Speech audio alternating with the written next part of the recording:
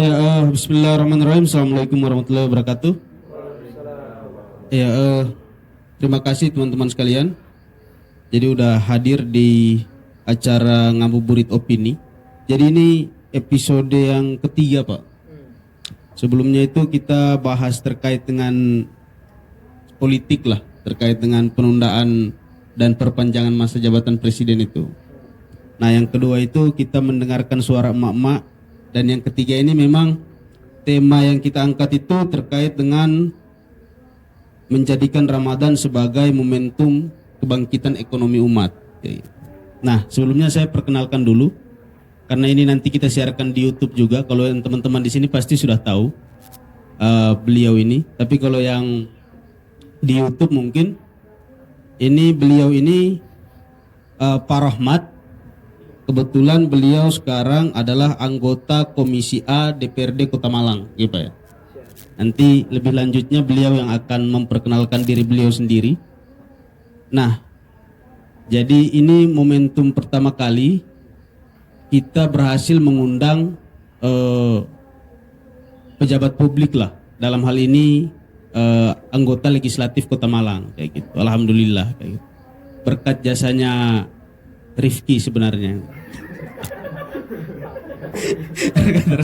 Jasanya Rifki, staf sus kan kayak gitu.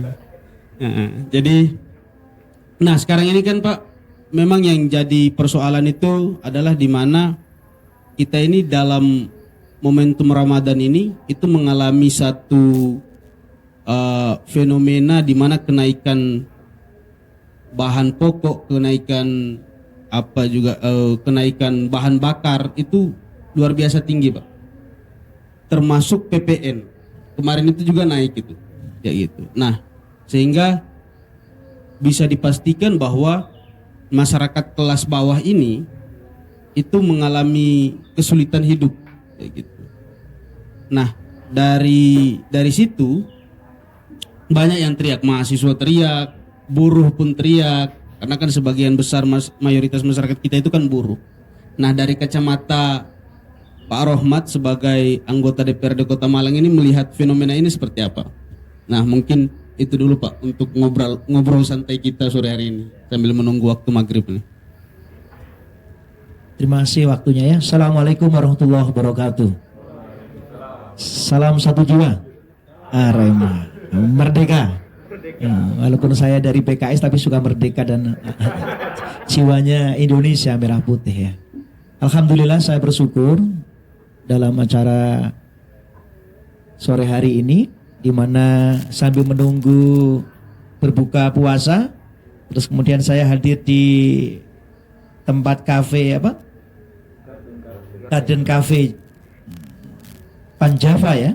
Nah, di acara opini bagaimana meningkatkan ekonomi umat di saat-saat Ramadan begini. Nah, tentu saya selaku wakil rakyat prihatin di mana keadaan yang ada di lapangan, di mana gejolak kenaikan harga-harga pokok yang luar biasa, kemudian apalagi kelangkaan minyak goreng ya, itu.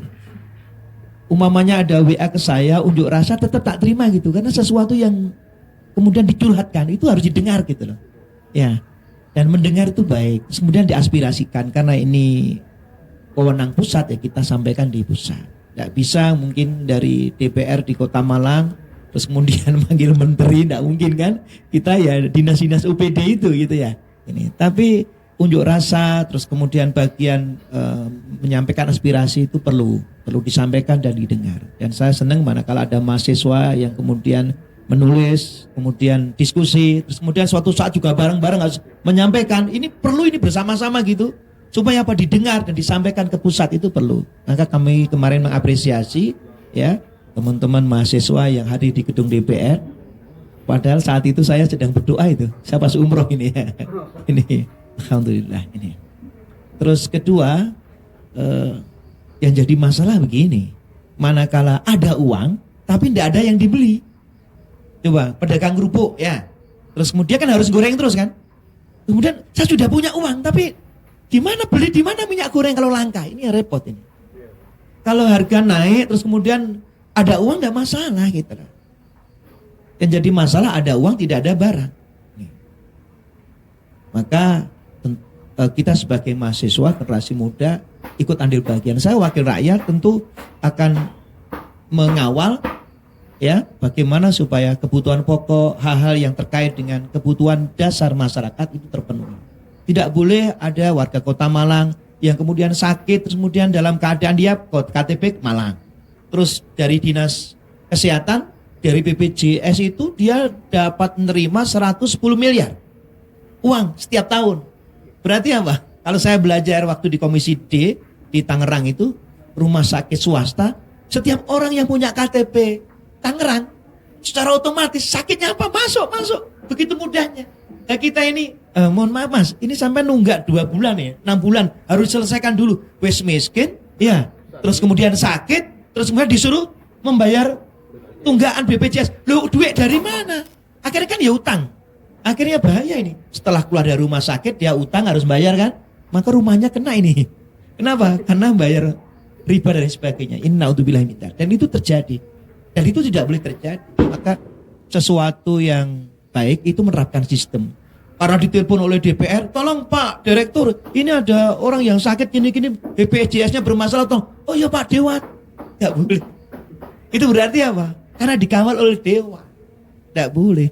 Namanya sistem, siapapun orangnya warga Malang, Kota Malang, karena APBD berpihak kepada masyarakat Malang, maka dia harus saat sakit diterima dengan enak, pasiennya bagus diterima dengan suasana yang enak, kemudian tidak bayar. Kenapa? Karena negara hadir, Kota Malang hadir dengan membayar BPJS 110 miliar 1 tahun. Ini. Kedua, termasuk kebutuhan pokok. Di saat ada warga yang kemudian tidak punya, ya, makanya ini di dalam Ramadan ini ya, ini saya ambil dari surat Al-Maun ya, ara'aital ladzi yukadzibu biddin fadzalika ladzi yatu'ul yatim wala yakhuddu 'ala ta'amil miskin. Tahukah kamu orang yang mendustakan agama? Siapa itu? Nah, ini dikaji oleh Ki Haji Ahmad Dahlan, terus ngaji-ngaji, kok mocone kok surat Al-Maun terus yai gitu ya. Kemudian dipraktekno dereng. Belum, ayo dipraktekno. Cari anak yatim, terus kemudian diopeni. Begitu pula ambil makanan, ayo siapa yang punya kelapa ambil, siapa yang punya beras, pisang, kemudian diberikan kepada orang miskin. Masya Allah. Jadi mestinya di dalam Islam ini antara kaya, miskin itu semua satu dengan yang lain saling membutuhkan. Yang kaya butuh tenaganya orang miskin, yang miskin alhamdulillah dibantu oleh orang kaya. Ini. Dan berbahagialah gitu. Saya kemarin mohon maaf ya, ini bukan pamer ya, tapi fa'amma binikmati rabbika fakadis, dan terhadap nikmat Tuhanmu maka kabarkanlah. Di saat kita, adik-adik semoga saya doain ya, para mahasiswa bisa berkunjung umroh dan haji, amin. Minimal umroh. Datang di Madinah ya kan, terus kemudian Madinah ke Mekah 4,5 jam naik bis. Pemandangan saya tidak seperti di sini yang menyenangkan gitu. Kenapa? Ada pohon jambu, pohon mangga, kelapa, batu-batu saja. Kemudian apa? Ada pepohonan ya hanya kurma saja. Ada pohon yaitu pohon Soekarno, karena dirikan oleh di bawah pohon itu dari Indonesia, Pak Karno waktu itu. Yang lainnya nggak ada. Karena tanah tandus. Tapi kenapa di sana kok belimbing yang besar di sana, bawang, brambang, timun yang macam-macam di sana, apel yang paling enak juga di sana. Ya, terus mas-masan luar biasa. Kenapa? Karena di sanalah tempatnya orang yang beriman dan bertakwa. Ini kalau dihubungkan dengan surat Al-A'raf ayat 9, walau anna ahlal qura amanu wattaqaw lafatahna alaihim barakatim minas sama'i wal. Seandainya sebuah negeri penduduknya beriman, bertakwa, maka Allah akan bukakan pintu keberkahan dari langit dan bumi. Ini. Jadi di saat mau berbuka puasa, ini mohon maaf mas-mas ya, gitu. Ini mohon maaf kalau sudah kos gitu, terus kiriman tidak datang. Halo, saya juga pernah mengalami begitu ya. Ini ada undangan, akekawan. Oh ya Allah terima kasih. Semoga setiap hari ada orang yang akekawan. Makan kambing terus. Tapi kan lama-lama darah tinggi. Supaya tidak darah tinggi maka nggak usah diperiksakan. Loh, dia kan nggak tahu tensinya gitu. Enak lep-lep gitu. Saya gitu, kalau darah ambil satu tusuk sate kambing, jadi pusing saya. Tapi kalau sampai 11 nggak pusing. Gitu. Ini, ya pusing karena cuma 1. Ya gitu. Karena yang diundang 1, ternyata datang 16. Ini. Nah, ini Masya Allah. Di saat adzan maghrib 30 menit akan dilakukan, semua berjajar baik di Madinah maupun di Mekah. Tidak ada satupun yang tidak kebagian kurma. Terus ada minum air zam-zam dan ada roti. Cepak semuanya, nikmatnya luar biasa. Nah, kalau saya masih zaman dulu, pas Ramadan begini tidak pernah kekurangan. Kenapa? Saya pindah dari masjid ke masjid. Untuk kemana? Untuk dapat berbuka gratis. Halo Mas, betul ya? Nah gitu kan. Ini nikmatnya bukan. Lihat yang repot waktu sahur. Aduh gimana ini ya kan? Perut lapar, kiriman tidak datang. Ya, saya juga pernah mengalami ambil koin. Mas Luhur minta 100 lah. Apa? Buat koin. Koin tak leboknya bener. Ya kan? Tapi nggak tak tekan. Nanti kelontang plok masuk tak ambil. Tapi kan nggak bohong. Ya tak masukkan gitu. Akhirnya sampai 10 orang tak minta. Jadi berapa? 1000 dibuat beli. Ya pohon goreng. Kenapa? Karena saat itu krisis. Tapi kalau silaturahmi, banyak teman ya. Kemudian ngopi-ngopi kayak begini, Masya Allah. Tidak ada yang kelaparan. Maka silaturahmi mendatangkan rezeki. Nah, di Ramadan ini ekonomi umat, Masya Allah ya. Kalau saya tadi berjalan, ya mulai dari Gadang, Mergosono sampai masuk di sini, takjil itu ya. Ini luar biasa. Yang biasanya tidak. Mestinya Ramadan bagi orang yang berpuasa, itu pengiritan atau pemborosan? Pengiritan karena makan hanya 2 kali. Tapi prakteknya sebelum Ramadan, itu Bapak Ibu pengeluarannya dengan makan 3 kali, itu satu hari itu bisa 25.000 atau 30.000. Masak dan sebagainya. Tapi ternyata waktu Ramadan malah lebih. Kenapa? Karena ya belanja dan lain-lain sebagainya. Mestinya tidak. Dengan makan 2 kali itu yang 1 kali diberikan kepada orang miskin. Maunya gitu loh. Jadi dengan makan 2 kali, sahur dan berbuka, maka yang 1 ini yang siang hari tidak makan, ini ditabungkan. Untuk apa? Kepada yang membutuhkan. Ini Mas kira-kira. Pertama gitu kan pengawalan dulu ya. Nah, nanti kalian kasih jurus gitu.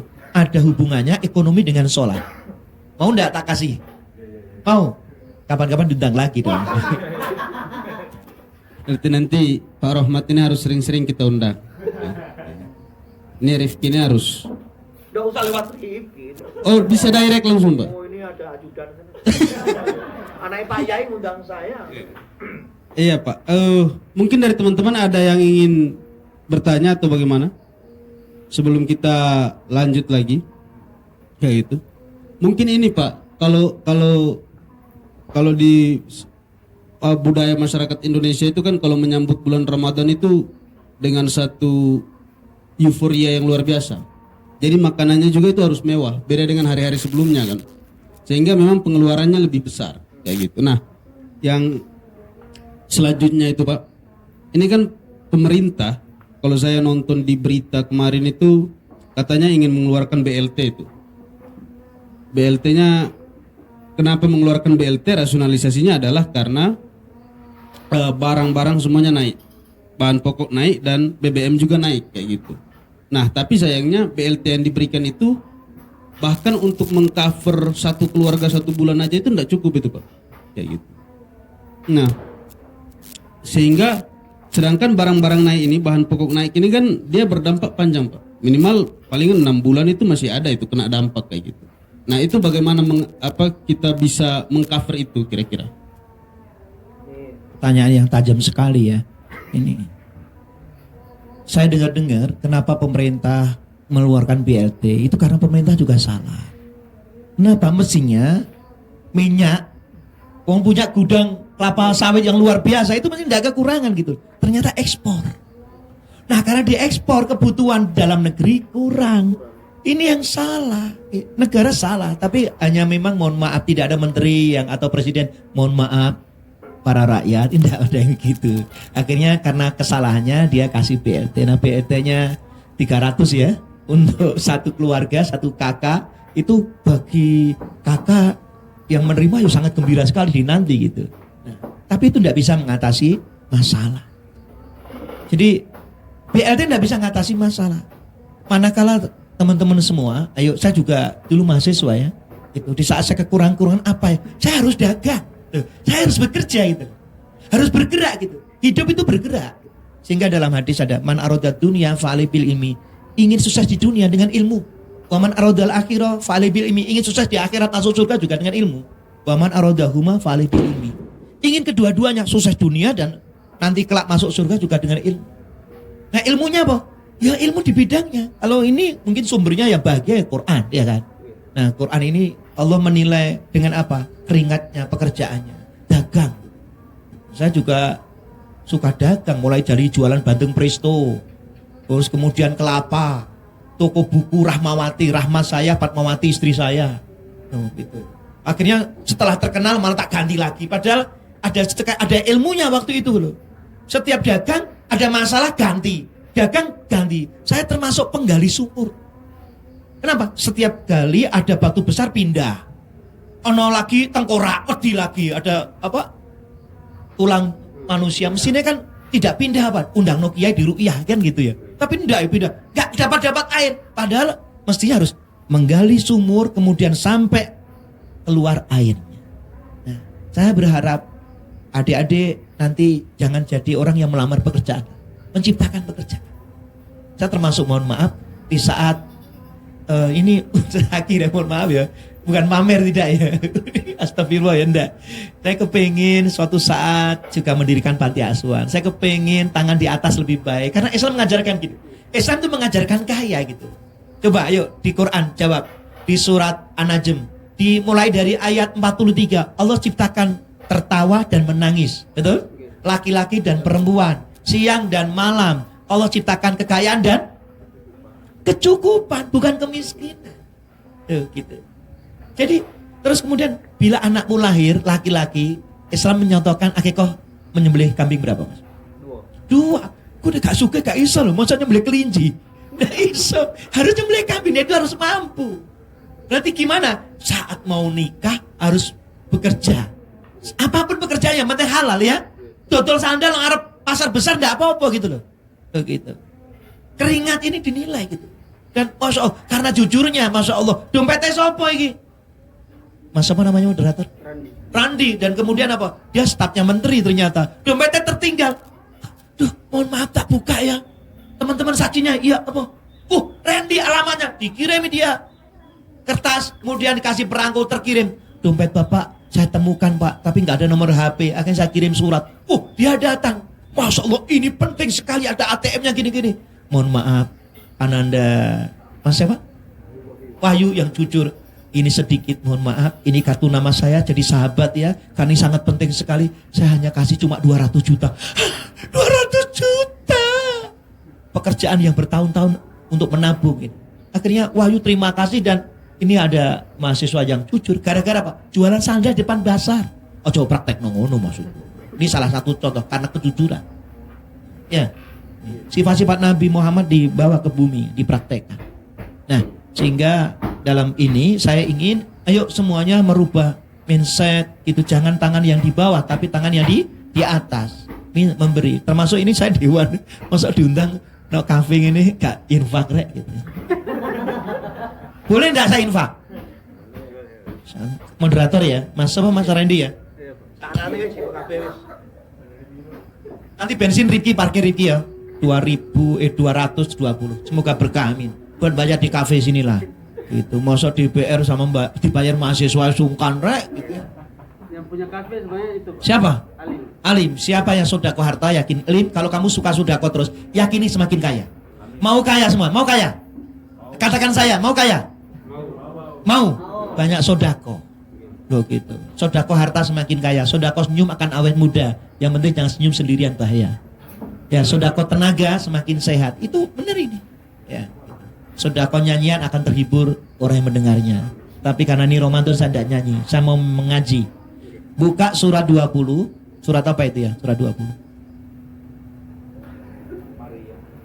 Surat Toha 132. A'udzubillahi minasyaitonirrajim. Tolong dibuka. Wa'mur ahlaka bisolah wastabir 'alaiha. La nas'aluka rizqa. Nahnu narjuka wal akibatul taqwa. Tolong satu peserta menerjemahkan. Iku buka Quran apa game? Ya. Ya Mas. Doa diwaca ayo. Dan perintahkanlah keluargamu melaksanakan sholat. Ini ibarat keluarga gue, ayo do sholat terus. Dalam mengerjakannya. Sabar dalam mengerjakannya, mengajaknya. Terus. Kami padamu. Allah bilang, kami tidak minta rezeki kepadamu. Terus, Kamilah yang memberi rezeki. jadi saya menehi rezeki itu Gusti Allah. Lewat sholat tadi itu. Terus, Dan akibat adalah bagi orang-orang yang bertakwa. akibat yang baik adalah bagi orang yang bertakwa. Jadi ujung-ujungnya tetap takwa. Takwa itu apa? Takut. Takwa itu manut sama Tuhan Allah. Jadi nek manut sama Allah saya ngasih rezeki ya. Ini mohon maaf ya, Mas Alim ya. Ada karyawan 4. Ini situ tuh manut banget. Si situ tuh meyelan. Situ tuh jarang masuk. Sing manut di pas nanti Idul Fitri THR-an. Kamu kasih besar apa kecil gitu? Yo besar. Kenapa? Karena Mas Alim ya seneng dia, ya seneng pekerjaan kayak ini, kerasan. Begitu pula Tuhan Allah tambah nemen gelotorannya. Ya, itu. Makanya tidak ada setiap yang bergerak gitu ya. Jadi nanti ke masjid-masjid, nggak ada kekurangan, mesti ono takjile gitu loh. Ono takjil ada apa ya. Jadi Nabi nek kos terus menengai terus, ya nggak dapat bergerak silaturahim. Ya kalau terpasang nggak ada urgensi. Insya Allah ono beras sekilo lah digowo ono. Tapi enggak, ya mohon maaf ya lewat Rifki aja terus terang aku rek gitu. Pak Rohmat, mohon maaf saya dari Lampung Pak, 6 bulan nggak dapat kiriman ini. Insya Allah kita Pak. Ya, insya Allah begitu dan semoga ini bermanfaat dan sekali lagi bahwa dengan Tuhan Allah kasih syariat itu tidak memberatkan, justru bermanfaat untuk umat.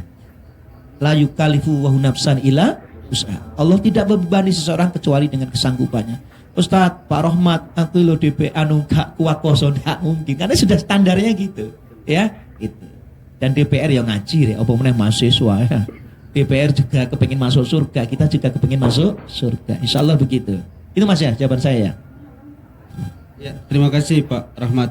Ya teman-teman, ada pertanyaan sambil kita nunggu buka kurang lebih sekitar 5 menit lagi nih kita buka puasanya kayak gitu. Jadi nanti kita ini disiapkan juga takjilnya untuk teman-teman buka di sini sama-sama Pak Rahmat ya. Kayak gitu. Nah mungkin ini terakhir dari saya nih Pak. Kayak gitu. Samen terus. Kok aja peserta kapan? Peserta ada enggak peserta? Enggak ada. Kayak gitu. Aldi ada? Enggak ada. Jangan dipaksa. Terakhir ini Pak. Kota Malang ini kan punya Kota Malang ya, terkhusus Kota Malang itu punya beberapa kampus besar. UMM, UB, UIN, UM, dan itu punya basis massa besar itu. Nah kalau sekali demonstrasi itu berjilid-jilid di Kota Malang. Ya itu. Yang saya penasaran ini karena saya ketemu langsung sama anggota legislatif yang sering didemonstrasi. Itu kan sering kali Kota Malang itu didemonstrasi itu DPRD-nya kayak gitu. Padahal wali kotanya itu berhadapan itu. Tapi yang sering jadi sasaran itu DPRD-nya kayak gitu. Yang saya ingat itu waktu pengesahan Omnibus Law. Itu kantor DPRD Kota Malang itu massa masuk ngerusakin, bahkan ada yang membakar di dalam kayak gitu. Nah yang saya tanyakan itu begini Pak, karena saya penasaran dari dulu, saya tanya, ini pertanyaan guyon saja, perasaan Bapak itu seperti apa ketika di demo kayak gitu. Karena yang saya tahu Pak, Rifki itu Presma waktu itu Pak. Jadi yang demo di depan DPRD Kota Malang itu yang menggerakkan massa itu Rifki Pak, kayak gitu. Nah saya itu sama Barok Pak. Saya itu sempat nanya ke Rifki sama Barok itu, Rif, kamu enggak gimana nanti kalau kamu demo bapakmu? Ya itu dia Mas, kata gitu. Nah ini saya ingin tanyakan langsung ke jenengan ini Pak, itu gimana perasaannya jenengan itu?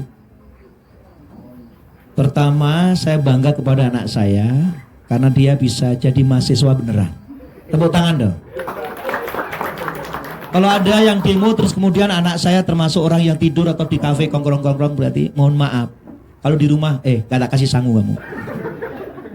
Ya, gitu. Kedua, secara pribadi ya kan, di saat ada anak demo, saya pesan saya, demo yes, anarki no. Gitu. Pengerusakan enggak boleh. Sampaikan.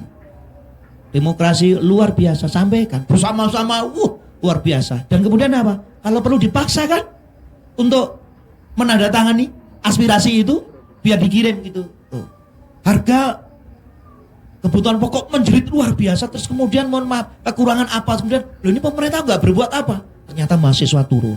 Jadilah ya sesuatu yang memang itu ternyata hukum jalanan ternyata bisa jadi aspirasi. Dan itu saya mohon maaf kalau mahasiswa pemuda terus melempem, nggak ada yang kemudian bergerak, maka terjadi kekacauan.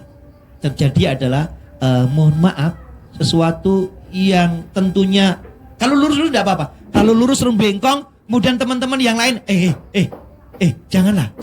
Ini kan gini ibaratnya, ada penumpang perahu sebanyak 5. 1 wali kota, satunya DPR, ya, satunya dinas-dinas, masyarakat, yang 5 mahasiswa. Pas ada pelanggaran, ya, wali kota atau di pusat presiden, ya kan, maka semuanya diam. Jarne wis ora apa-apa, ndak apa-apa. Sing dinas-dinas karena pegawai negeri ya, ndak apa-apa. DPR, aku ya digaji, gimana ini? Podo nih. Kalau dulu DPR dulu dengan itu bisa menjatuhkan wali kota, sekarang ndak. Itu loh. Sekarang DPR ini disebut pemerintahan Kota Malang itu adalah eksekutif sama legislatif. Ibaratnya katanya suami istri gitu. Tidak bisa. Kalau DPR pusat lain lagi ya kan, nanti ada MPR sidang istimewa ya kan. Kalau DPR sini enggak. Jadi dia pengawasannya sekedar untuk memanggil dan kemudian dia bisa menjatuhkan. Pernah dengar kasus di Jember ya? Ya, pemajulan. Enggak bisa. Enggak bisa sampai DPR berapa bulan enggak gajian. Kasihan kayak gitu. Ya, iya gitu. Kenapa? Karena enggak di-ACC oleh eksekutif. Ini. Dan kasihan rakyatnya, suami istri sedang tiwur, sedang ya masalah, akhirnya anak-anak apa? APBD terbengkalai juga, kasihan juga. Gaji-gaji yang lain, aduh kasihan juga. Jangan sampai terjadi di Kota Malang. Sehingga di saat ada demo kayak begitu, satu secara pribadi saya pesan ke anak saya gitu, demo yes, anarki no. Terus kedua secara pribadi juga ya kan, wah bangga juga gitu loh. Mahasiswa sekarang masih sih. Saya kira mahasiswa, mohon maaf, tenggelam, ternyata enggak, bangkit luar biasa. Hanya saja saya ingin juga pemerintah lewat keamanan ya kan, kalau mau menyemprot gas air mata bilang dulu gitu. Kan ada yang pegang HP termasuk kasihan, kemudian itu juga kasihan juga gitu loh. Tapi juga gitu, kalau nggak disemprot katanya batu-batu pada melayang gitu. Ini yang jadi masalah ya kan. Ini keamanan memang ngambil begitu karena terpaksa. Masing-masing juga gitu. Ayo bareng-bareng begitu. Makanya penting, kalau ada kerusakan apa-apa juga kalau diperbaiki pakai uang apa? Bukan uang pribadi wali kota, bukan DPR, uang rakyat lagi ya kan? Uang rakyat lagi yang dibuat. Itu saya berharap semua kondusif, tenang, aman, dan kemudian terus insya Allah 2024 ganti presiden. Iya kan? Wali kota juga begitu, ganti wali kota. Dan apapun yang terbaik itu adalah pemimpin yang baik yang mensejahterakan rakyat dan memikirkan rakyat. Dan mau ngambil kebijakan berani gitu. Saya mohon maaf ya, di saat aspal rusak gitu loh. Kemudian loh, ini jalan rusak di mana nih? Katanya anggarannya belum didok kan loh. Ini sudah Maret April nggak didok nih. Wali kota ambil alih, ambil kebijakan. Selama tidak untuk uang pribadi keluarganya, untuk rakyat enggak apa-apa, KPK dilawan. Betul enggak? Terima kasih, semoga berkah, merdeka. Oh iya. Loh, iya nek KPK, jangan sampai takut dengan KPK gitu loh. Iya, gitu. Ini karena nggak ada yang bertanya, maka saya kasihkan buku pribadi saya yang riwayat saya dan macam-macam inspirasi. Semoga bermanfaat untuk Mas Randy moderator. Tepuk tangan. Difoto dong. Ada yang foto. Ini, saya mestinya mau tak kasih kepada para penayan, tapi karena nggak ada, maka Mas Randy yang ganteng ya. Di Arab Saudi masker sudah dilepas Mas. Iya. Ya. Terima kasih. Air jam-jam ya. Ini nggak ada kurma ya? Saya mohon maaf Mas Alim, walaupun tak kasih di toples ya. Di mobil ada kurma naik pesawat. Kurma asbah, bener? Mau? Ya. Tolong Mas Riki diambilkan ya. Walaupun cuma satu-satu ya. Tapi kan semoga dengan memakan kurma dari Arab Saudi bisa memberikan motivasi untuk umroh dan haji, amin. Santen digawe saking klopo, cekap semanten atur kula. Syukron kasiran. Assalamualaikum warahmatullahi wabarakatuh. Waalaikumsalam warahmatullahi wabarakatuh. Iya, itu tadi teman-teman ya. Jadi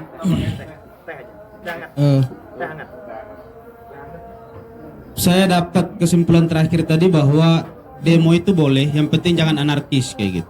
Jadi silakan menyampaikan aspirasinya. Nah, dan tadi supaya ini kan nanti disiarkan di YouTube ini Pak, supaya tidak salah persepsi masyarakat netizen ini, warga net ini, bahwa 2024 itu kita wajib ganti presiden kayak gitu. Karena sudah 2 periode, jadi bukan makar ya, bukan makar kayak gitu. Jadi bukan makar itu. Itu karena wajib kayak gitu. Kalau sampai dipertahankan presiden berarti nanti ada demo lagi kayak gitu. Mungkin itu. Terima kasih teman-teman sudah hadir, dan kepada nanti di YouTube tolong untuk subscribe, share, like dan komen kayak gitu ya. Biar Mas Wahyu ini tambah semangat bikin konten kayak gitu. Ya, mungkin itu saja, kurang dan lebihnya kami mohon maaf. Wassalamualaikum warahmatullahi wabarakatuh.